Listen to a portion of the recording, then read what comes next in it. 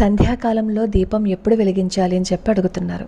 సూర్య అస్తమయానికి ముందు వెలిగించాలా లేదా సూర్య అస్తమయానికి తరువాత వెలిగించాలా?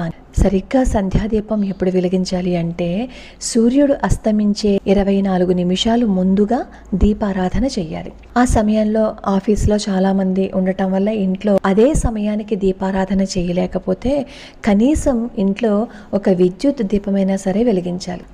వచ్చిన తర్వాత దేవుడి గదిలో దీపారాధన చేస్తే సరిపోతుంది.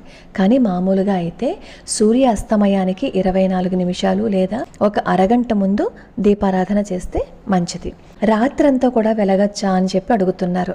అసలు సాయంత్రం నుంచి పొద్దున్న వరకు ఏ ఇంట్లో అయితే దీపం వెలుగుతుందో ఆ ఇంట్లో ఎన్నో కష్టాలు దూరం అయిపోతాయని చెప్పి మన పెద్దవాళ్ళు చెప్తూ ఉంటారు. కానీ ఆ దీపారాధన అలా వెలిగేటప్పుడు మాత్రం కొన్ని జాగ్రత్తలు తీసుకుని అప్పుడు పెట్టండి, లేదా కనీసం నిద్రపోయే సమయం వరకు వెలిగినా పర్వాలేదు.